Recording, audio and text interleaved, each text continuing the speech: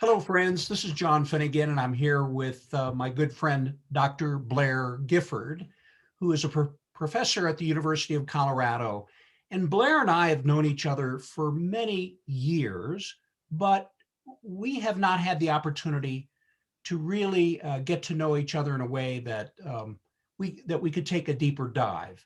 I'm going to switch over to the gallery views so that we'll be side by side, Blair, in the recording. And and we just spent a couple of seconds before I hit the record button, which was me asking you where you're from originally and how did you get to where you are today? You're originally from Chicago. That is correct. I grew up in the Chicago area, a western suburb. I'm sixth generation Chicagoan. My dad was a dentist. He got his dental degree after he came back from World War II and used the GI Bill. But prior to that, my family was primarily involved with commodities and trading and things like that in the Chicago area. They lived on the south side. Uh, Barack Obama's house is only a couple blocks away from my family's old house. Oh, wow. But they moved out, like many, frankly, white people moved out in the 10s and the 20s as the Black migration came up from the South. The South side of Chicago, to a great extent, especially along the lakeshore, has done very well in recent years. Now, I know Chicago has a lot of problems with homicide, but that's certain neighborhoods along the lakefront, things have really come back, and it's really fun to see that happening in Chicago. When I was in high school, my mother was a singer and also a school teacher at times, and so they wanted me to be a singer. and, I you didn't know know, that. yeah. So I was even given a scholarship to go to Indiana University on a full ride music scholarship. But the truth is I was really on her coattails. She was much better than I, and I realized I'd have to have a day job, and Yeah. so I went off to college partially to play sports. I went to a school called Miami in Ohio, and I played some baseball and was going to play a little football there. And then after but it was weird because in high school I was, I was sort of all over the place, playing sports, doing music, a little bit of school, but not much. Um, just enough to do well enough on the test scores to get into decent schools. But when I got into college, I really got into studying. Yeah. You I know discovered that's you like, weird. yeah, from sports to academics. Yeah, I really started doing well, and I really started enjoying what I was learning. And um, after my sophomore year, I was going to go overseas. There's a little college nearby called Yellow Springs called Antioch, and I was going to use their overseas program to go to a school called Tübingen in the Black Forest area of Western Germany. Notice I said Western Germany. Back in those days, there was a Western Germany. Yes. And I was going to do geochemistry was my major. I was going to learn German, the whole thing. I went back to Chicago that summer, but I did not get my job at General Motors. I had been working at Electromotive making locomotives. It's one of two locomotive manufacturers in the US. I did not get that job. They were starting to, they couldn't hire as many people as they had. And so I couldn't raise the money. So I spent a year away from school and I started working in some factories in Chicago.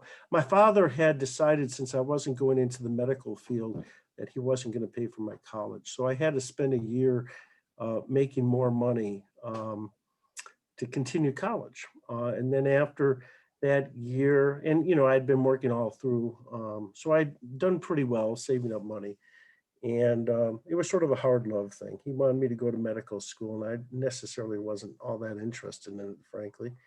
Um, Anyways, to make a long story short, I decided not to go back to Miami. I decided to go to a school called Santa Cruz in the University of California system.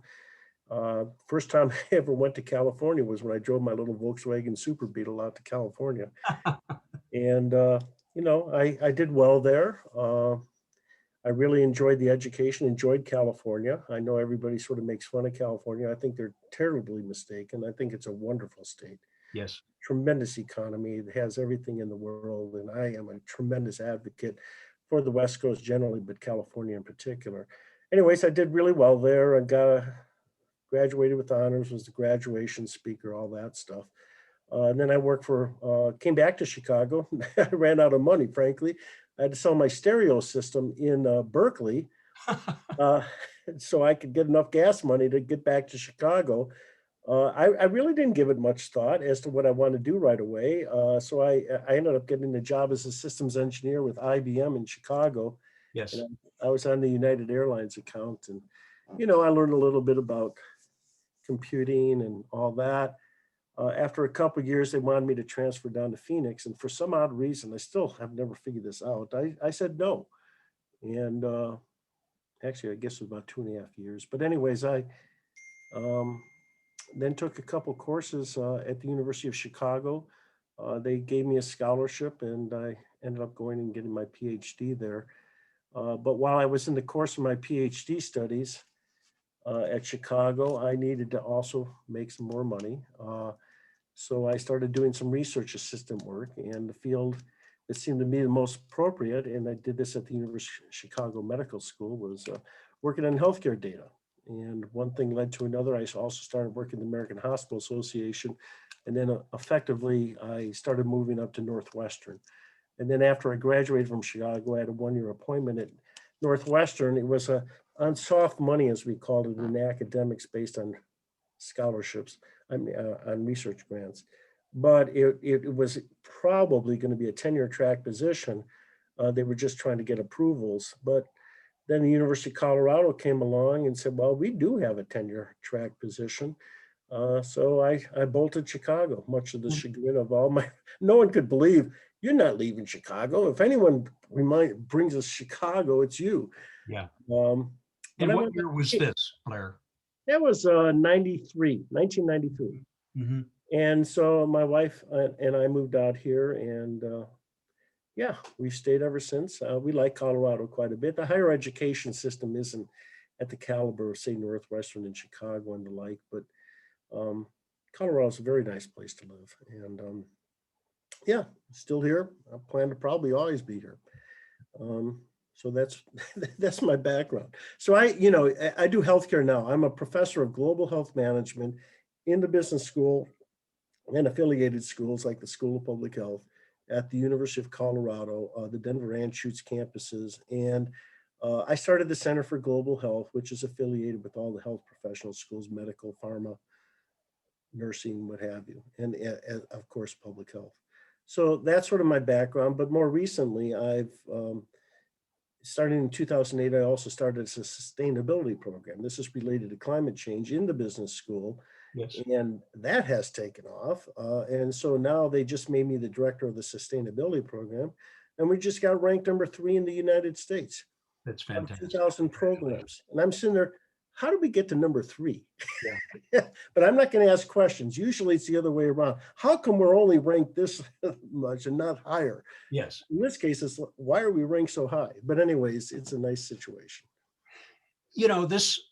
This introduction reminded me of a conversation we probably had 10 years ago. See, you might recall that I grew up in Cleveland, Ohio. My wife went to Western College for Women, which became part of Miami of Ohio. And so I'm very familiar with Oxford, but you spent very little time there. Your baseball career was short-lived, like a year or something like that. Well, yeah, I mean, not to get into I still play baseball. I mean, even as an old dog. Yes.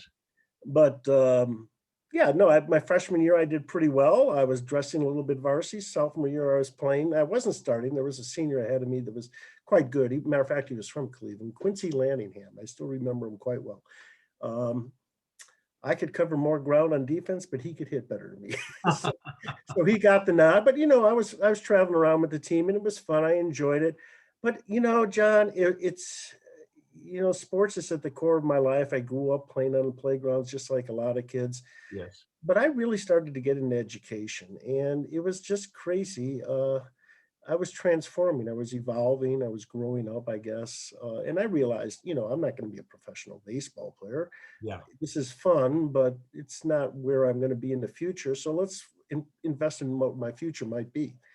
Yeah. And that's sort of what happened to me. And I still play baseball and all of that stuff, but it's just an avocation. It's not a vocation. Right. But Blair, this reminder, this conversation that we're having is kind of an introduction reintroduction is reminds me that you are very entrepreneurial. You start things, and you also, not just start things, you make things grow, and you've been quite successful at that. But you're doing it in an academic environment. I also see you do it in the nonprofit world. So tell me more about the sustainability program in the business school. Yeah, it's, sustainability is really taken top priority on the agenda in the world, but certainly in the United States. And we see that particularly with the Biden administration, with the infrastructure bill they're proposing in the next few months.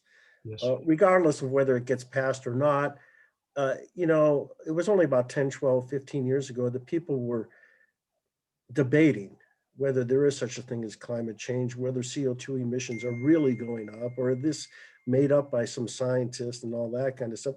I don't see that being the problem anymore.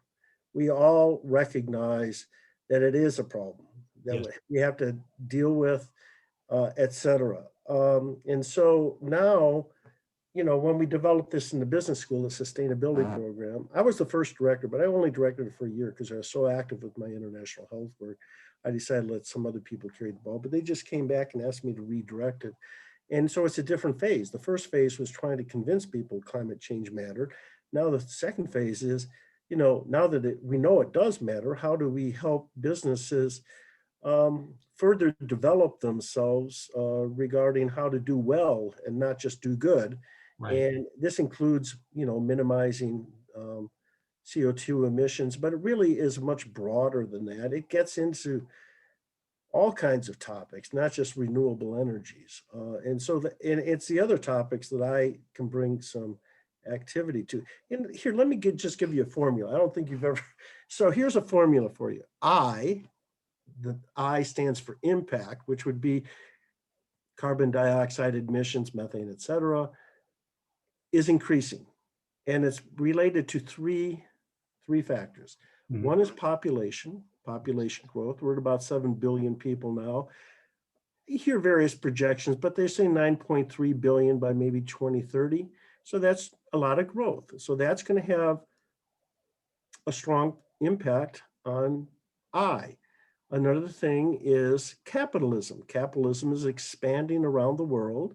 It's growing in the United States. Consumerism, per capita GDP, and all that increases. Same with China, a very big nation, 1.4 billion, or India, 1.2 billion, as well as other places such as Latin America, Southeast Asia, Africa, et cetera. So that's going to put more pressure on I too, in terms of consumerism.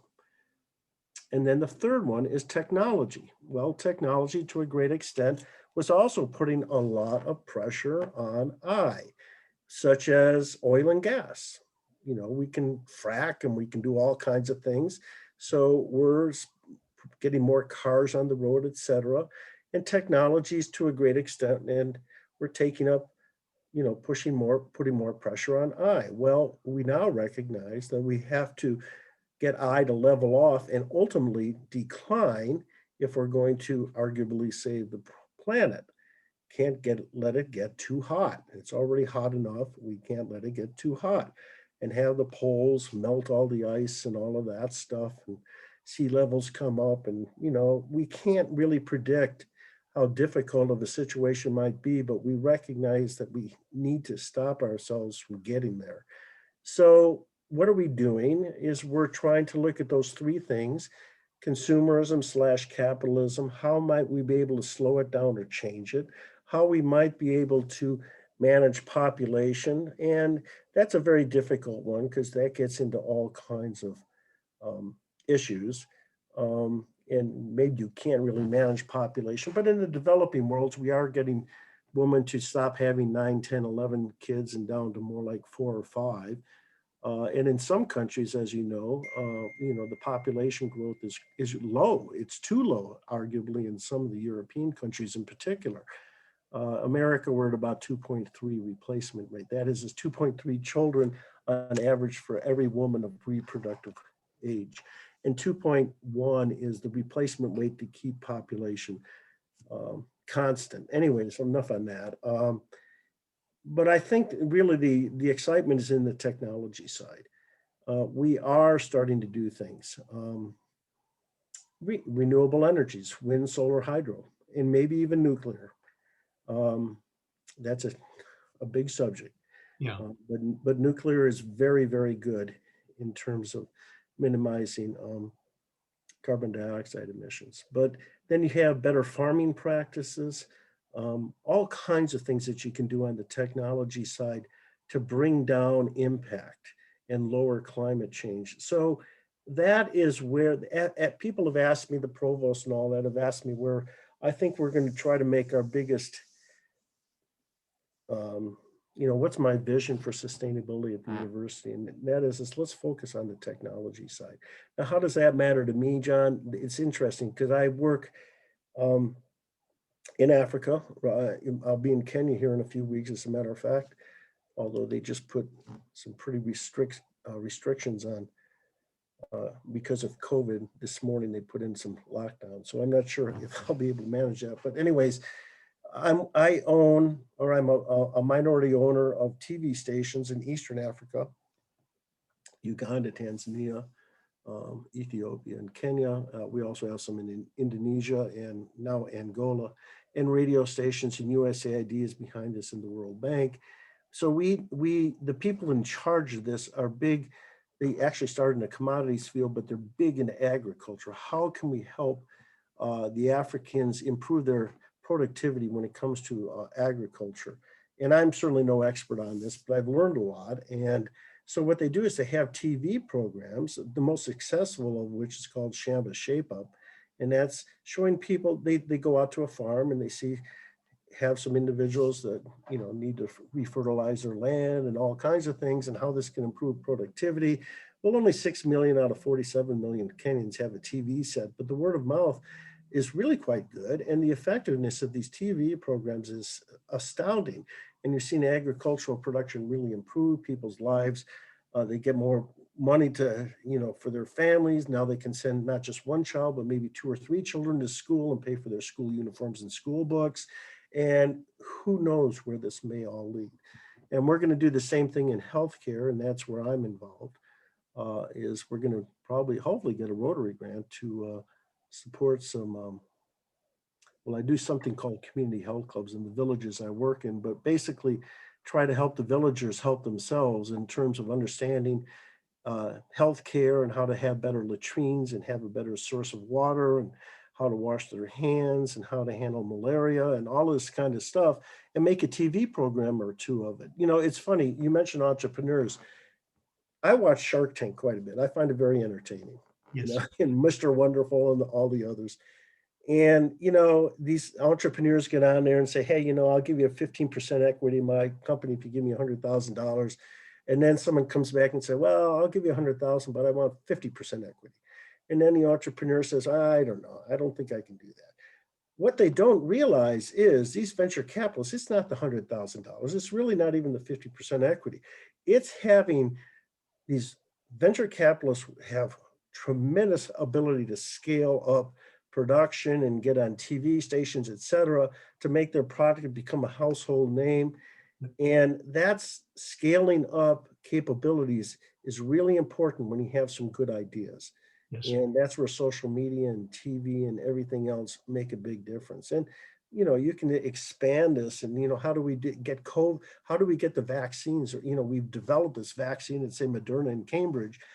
And that's through genomic sequencing. It's just extraordinary, the science that's behind that major transformation in our understanding of the human body and how that's allowing us to go forward relative to COVID.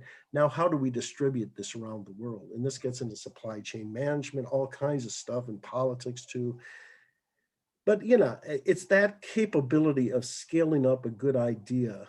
And that's where I am in the business school. How come you can find a Coke product in every part of the world? It's because Coke knows how to get around the world. Yes. you Right. know? And a doctor and a person from public health school or a nurse, they're very good at dealing patient to patient or running a clinic, but they may not be able to understand how to scale things up. So that's sort of the angle I take to sustainability, is scaling. Before we get too far from the topic, Two, I wanted to mention to our audience that you and I co-chair the World Community Service Committee Okay. for the Denver Rotary Club, and you gave it an honorable mention a few moments ago. And I just wanted to share with the audience that you and I have gotten to know each other better, and we've learned so much. You, in particular, have been with the Rotary Club for many more years than me, and you once chaired this committee for a number of years, long before you and I began doing it this past fiscal year. So thank you for your efforts in that area. Well, actually, John, thank you. I mean, you're doing great work in the committee and you're making it hum. It's a very strong little committee and Yes. we do quite a bit of work around the world and it's really very, very impressive. But I talked about my little upbringing in Chicago. My dad was a big time Rotarian. He was an international director. He almost became the president of Rotary. He came in second in the voting in whatever year that was.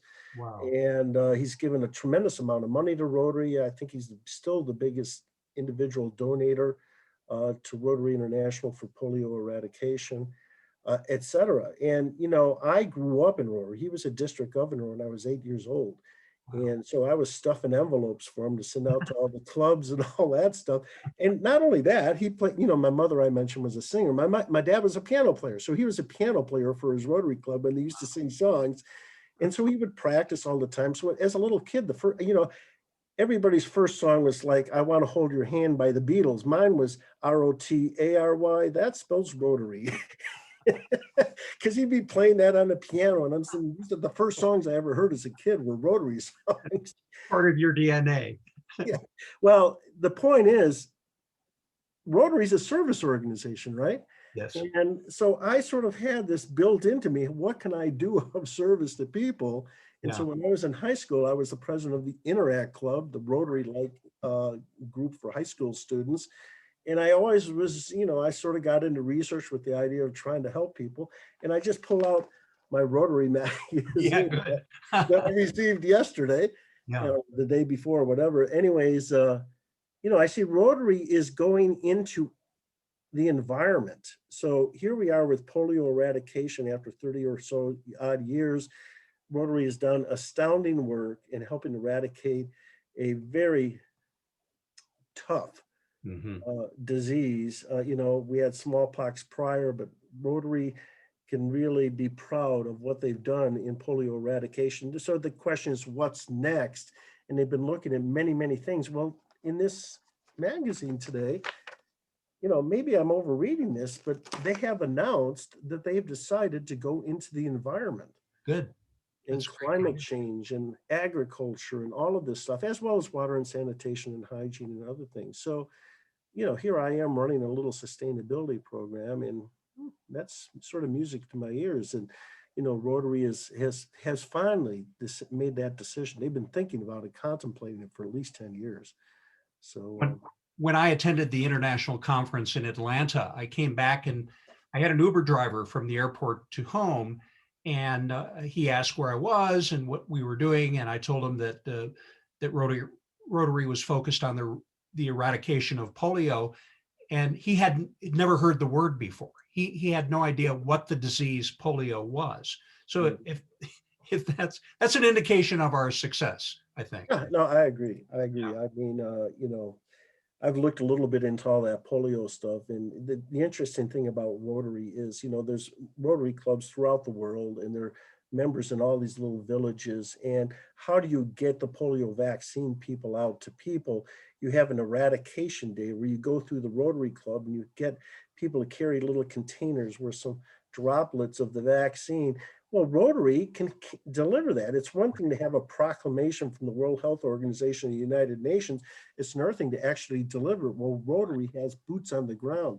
1.2 million members, 35,000 clubs around the world. Yeah, it's a big deal. It's declining in the United States, but growing in developing countries at a pretty fast. And I got to tell you, when I go into a I've worked in Haiti and China and other places, and now I'm sort of focused on Kenya, but when I go in a community and I got to get a project started, you mentioned I'm entrepreneurial. Well, I am. I go in, I decide I'm going to do something. Well, how do I get the project started? Well, everybody says you start with the needs assessment. No, you don't, because they need everything, okay? What don't they need, And if you ask people what they need, they'll say, well, you need an ambulance or we need a helicopter. I said, no, no, you sort of need everything. So let's do a resource assessment. Let's find out who in this village is really capable of doing things to get things done and takes a pride in it and knows other people in the village, that kind of thing. Guess what? Rotarians are often the leaders in the villages, in the community, and they're the ones that can point to you and connect all the dots and make things happen for you. So when I built a maternity center in Haiti after the quake in 2010, it was Rotarians that got everything in place. I can't go into Haiti and contract people and find workers and oversee their production.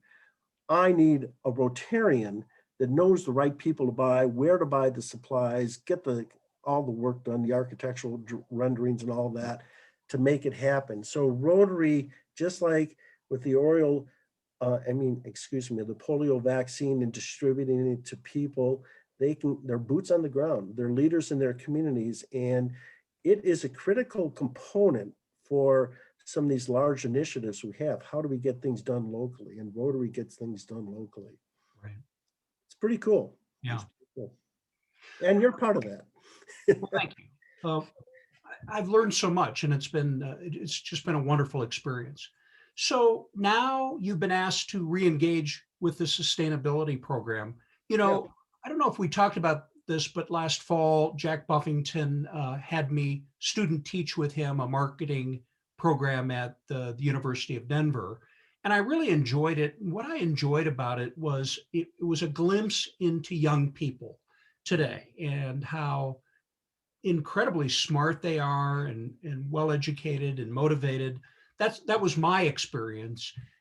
What are you seeing through the lens of your students as a way to kind of peek into the future? Yeah, well, I think one of the reasons people ask me, hey, Blair, when are you going to retire? Because I'm sort of at that age when a lot of people have, or Sure. certainly contemplating retirement. And I say, well, I'm not sure I really want to. Yes. I'm Right. still capable, for one thing. But number two, it's inspiring to be around some of the ideology that the students have. Right. And, you and I might see a hurdle and say, gee, I don't think we can really get that done. The students don't see those hurdles. They just, boom, go right over the top and get something done. And it's like, you actually got that done. I can't believe you were able to accomplish that. And he said, well, maybe I was naive, but I got it done.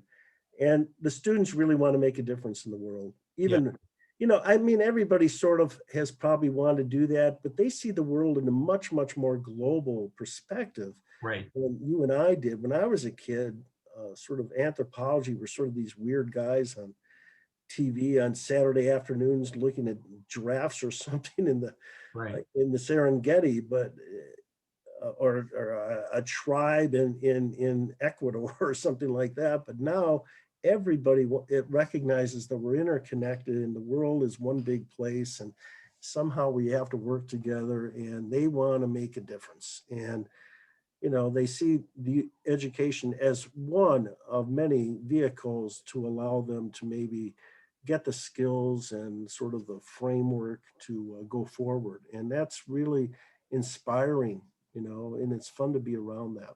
It's why I asked you the question, because it was inspiring for me, and I hope to do more of it in the future for that very reason.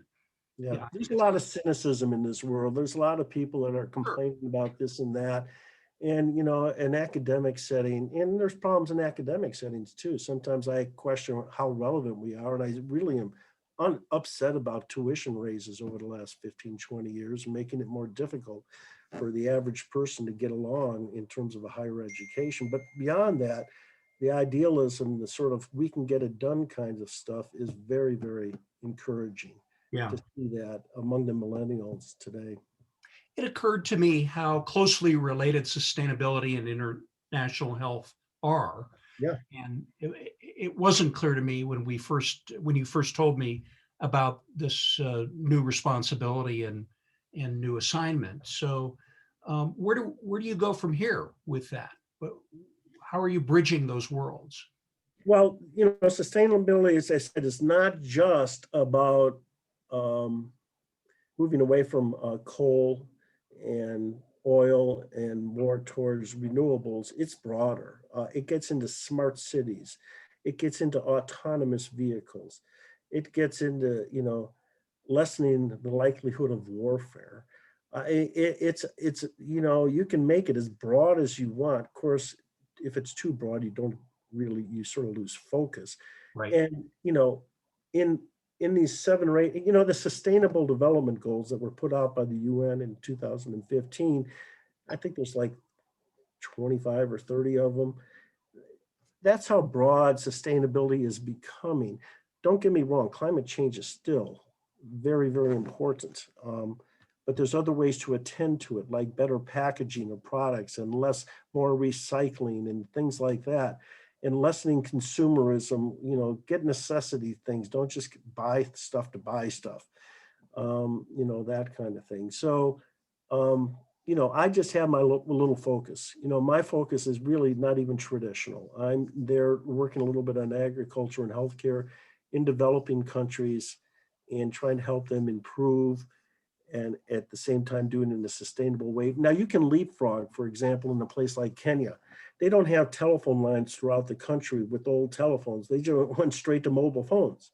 So they leapfrog, and they're doing the same thing with energy. A lot of households, maybe the majority, still don't have access to electricity.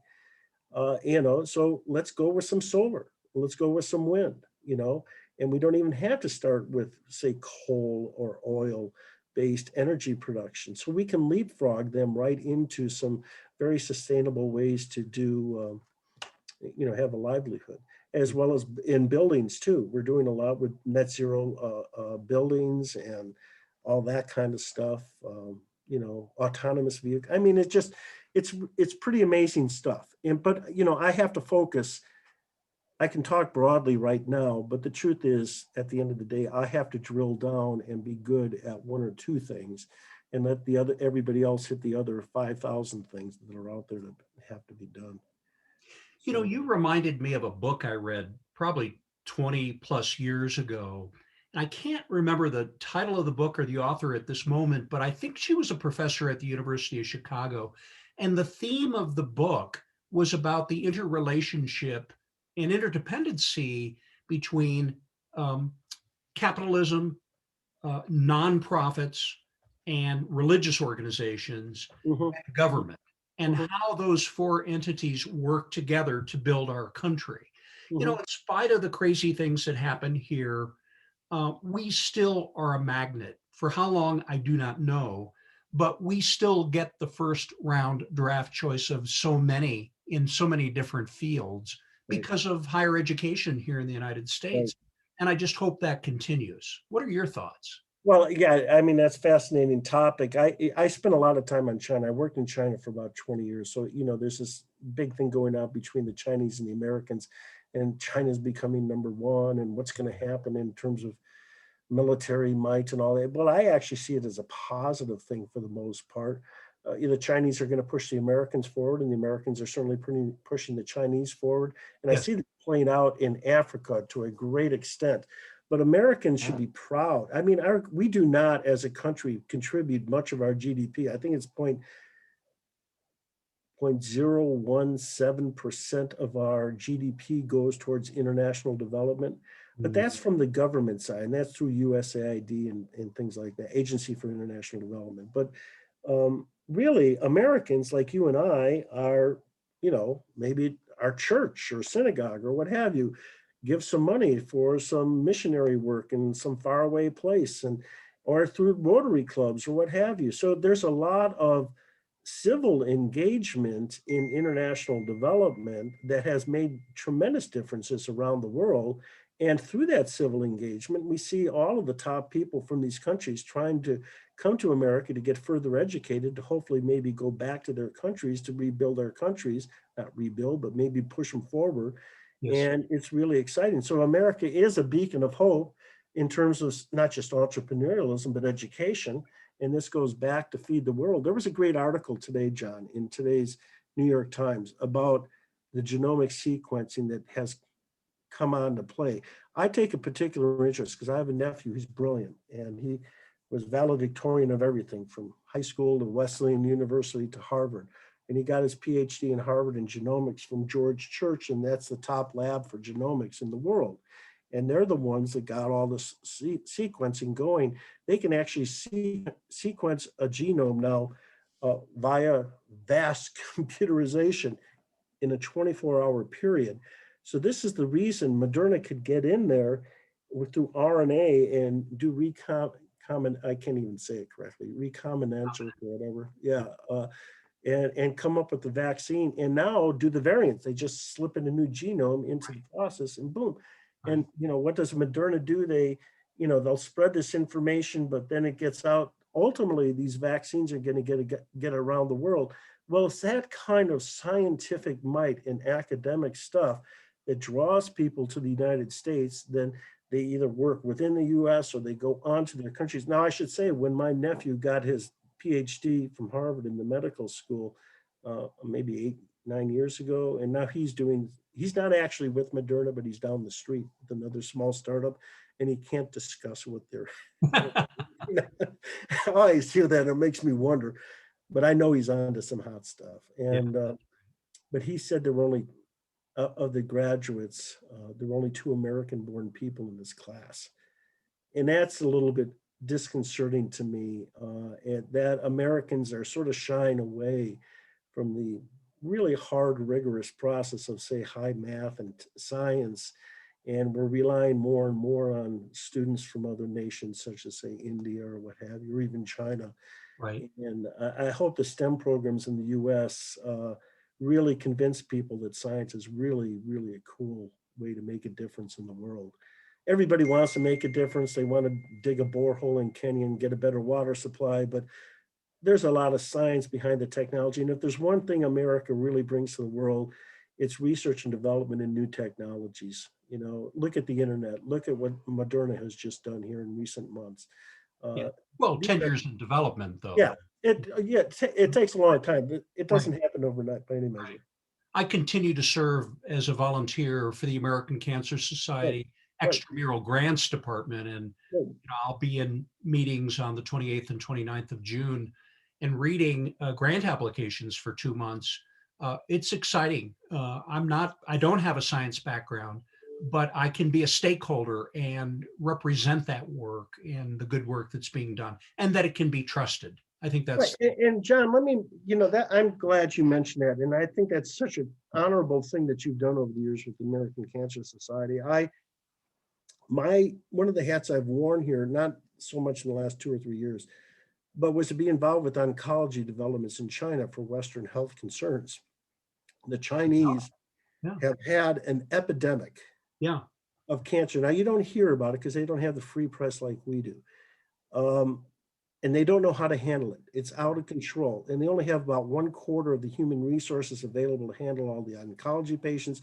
Not only that, they're 10 or 15 years behind. They're not into immunotherapies or any of this stuff.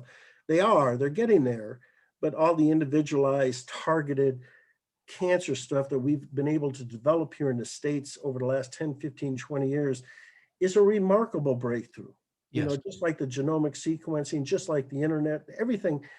And the Chinese need our help. And here today, all you do is see, China's threatening the US, US is threatening the China trade agreements and all of this stuff. In healthcare, we're actually helping the Chinese try to battle, because with all the pollution they've had with coal burning and all of that and water pollution, it's led a lot of toxicity in their environments to a tremendous amount of cancer. So we're helping them come up to speed in that without hopefully giving away our intellectual property. I get that. But at the same time, this isn't just happening in China. This is happening in India. This is what I was involved with the Kansas City project outside Nairobi, to bring an international hospital with an oncology basis that might connect up with the US university to help some of these nations handle oncology and cancer to a greater extent than they had. This is one area within healthcare of all the specialties we have in medicine where America is by far the leader in the world. We should be all proud of that, but it's also time to scale it up. How can we help the rest of the world come up to speed and start, cancer what, 200 odd cancers or something like that. You can only take one at a time kind of thing. Mhm. But yeah, I mean, getting climate change, getting cancer, or even a COVID, what have you, under control. America is always looked to sort of push that forward. We aren't always, I mean, the Germans are doing a lot right now, quite frankly, with genomic sequencing too, as well as the Japanese and in other things. And then, and the Chinese. Chinese have really caught up in some areas of science. You know, so anyways, it's really exciting to be involved with education. It's involved to be with Rotary that's doing service around the world on the ground. Um, you know, I don't even remember what your question was.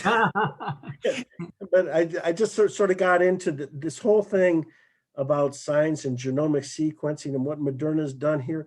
I don't think America realizes that was just like getting to the moon in 1969. Yes. Yeah, what we have done here in the last year is unbelievable.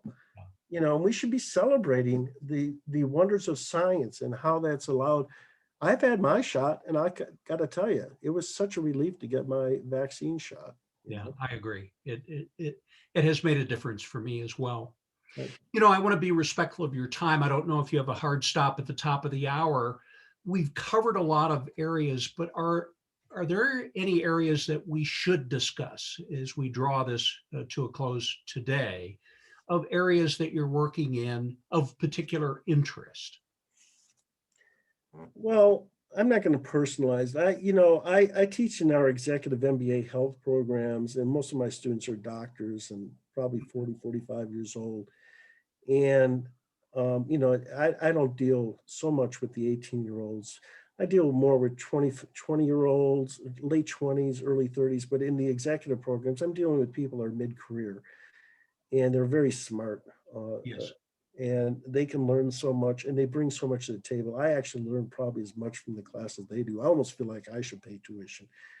And, you know, they all want to make a difference. And so they, at the end of the course, they say, thanks, you know, for giving us this information. We weren't aware of this kind of stuff and who knows where this might take my career, that kind of thing. And I Right. say, you know, one thing you got to remember is this stuff isn't just out there to learn about. It's something for you to take and bring into your soul and sort of get off the fence and jump in and do something. When you see a situation that needs to be remedied, you know, do Take what action. you can. Yeah, exactly. Take action. Rotary is, some people write checks and go to the meetings and have a hammer or have lunch, but Right. and meet their friends. But for the most part, it's an avenue. It's a way to make a difference. It's a powerful tool. I Right. agree. And our professionals, our scientists, but our, say in this case, the medical professionals, yes, they're dealing one-to-one with patients, Mhm. but they also want to expand. They want to make Yeah. a difference in the world. Yeah.